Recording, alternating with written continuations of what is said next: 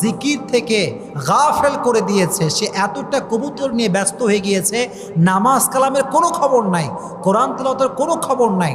তাই রাসূল বলছেন যে একজন শয়তান আর একজন শয়তানকে অনুসরণ করছে। দ্যাট মিনস এটা শয়তান দ্বারা উদ্দেশ্য ওই শয়তান না, বরং এটা হচ্ছে দুনিয়ার মোহে ব্যস্ত করে দিয়েছে, আখিরাত থেকে গাফেল করে দিয়েছে। এজন্য দেখবেন অনেক লোক আছে এরকম যে এত বেশি পাখি প্রেমিক যে পাখির প্রেমে পড়ে আব্বা আম্মার সঙ্গে কথা কয় না, নামাজ কালামও পড়ে না, খালি পাখি আর পাখি। এটা ঠিক না, সব কিছু একটা লিমিটেশন আছে। এখন কথা হচ্ছে কবুতর পোষা কতটুকু জায়েজ এবং কবুতর দিয়ে বিজনেস করা কতটুকু জায়েজ, এটি আজকে আমরা ছোট্ট ব্যাখ্যা দিয়ে জেনে নেব। পারা যাবে ইনশাআল্লাহ?